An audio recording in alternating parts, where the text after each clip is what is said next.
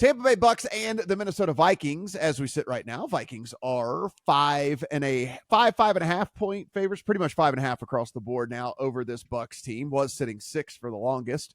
45.5 is your total. Adam, Bucks team actually not completely devoid of talent. It's just, you do have Baker Mayfield at quarterback, but you got some players on the defensive side. You still have Mike Evans and Chris Godwin.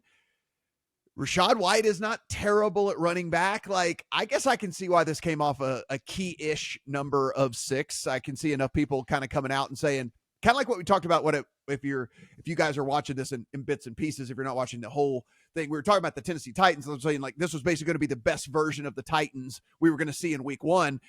Maybe the same could be said of the Bucks, right? I mean, like, it's kind of older-ish players. It's kind of dudes that have been injured along the way, but I mean, they're all healthy going into week 1 anyway. Yeah, I'm going to pass on this as a pregame play, but this is one that I definitely will be watching in-game to see where my opportunity to get a good number on the Bucks might be. It's something more than a touchdown, because the same way we just talked about the Colts not being a chase team, I think the Bucks are going to be a prime chase team with as much talent as they have at wide receiver. And if there's one thing we know about Baker, it's that Baker Unchained will YOLO this thing down the field. He will just try anything. And so the Minnesota Vikings defense is actually a defense that probably is going to be ripe for the picking if you get into that sort of mode, right? This is not one of the better defenses overall in the league, and the strength that it has is not in the secondary. Now, that could improve. They have tried to add to the secondary in the offseason, but I'll pass on this thing as anything I want to get involved with pregame, just because there's a lot of unknown with the Bucks right now. But I do think it's a good opportunity to potentially get either a number on the Bucks, or if the total comes way down, if they don't score early, this could be an in-game over too. How bad must Kyle Trask be also for us to, like, let's just say that. I mean, for him not to be able to win this job over Baker, one of the worst graded quarterbacks in the NFL last season, according to Pro Football Focus, 37th out of 39 qualifiers. That's pretty bad. There's only 32 NFL teams, if that tells anybody anything. So 37th out of 39 for Baker. That being said, he's got Chris Godwin, and he's got Mike Evans, and he's got Rachaad White, and the defense still has a few players out there. So I can see what people would at least be tempted with. I'm not one of them, Steven, but I can see at least why people looked at that 6 and said, I'll take 6. Well, one of those people was Eli Hershkovich, our lead writer at thelines.com, and you can listen to his reasons why he bet Tampa Bay on the Beat the Closing Number sister podcast of ours on the Lines YouTube channel. For me, it was a pass.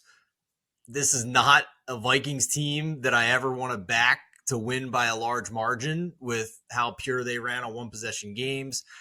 With the, in my opinion, below average talent they have on defense at this point. You're putting a lot of faith in Brian Flores to turn this thing around from Ed Donatel a year ago to see him make a jump. But I'm not sure he has the horses to make it happen. I just don't see a lot of talent. On the flip side with Tampa Bay, it would be dog or pass here for me. But Baker Mayfield just makes me too nervous, to be honest with you. I mean, looking at his advanced metrics from a year ago, 45th and 48th among quarterbacks with at least 100 attempts in EPA per play and success rate. Bottom 5 in completion percentage over expected. Only PJ Walker, Malik Willis, and Trace McSorley were worse. It's a lot of points against a team like Minnesota, but I need a better quarterback than that to back it. So it's an observation game for me, but I am very curious to see what this new look Tampa team looks like, because at least out of the gates, I agree with you that they're probably closer to a league average team than they are a bottom 3 team. And I rated the Vikings around league average to start the year, for what it's worth. Mm-hmm. Yeah. Listen, if we're sitting here talking about this next week and the Vikings just boat race this team because Baker threw 3 interceptions and whatever, like, that wouldn't surprise me in the least bit. Like that, that wouldn't surprise me. But if this was a field goal win by the Vikings, also wouldn't surprise me, right? Because like Adam said, I mean, if there's a team that could chase and maybe chase down some sort of backdoor cover, this is probably it. This is probably one of those teams. And so I just don't want to mess with them.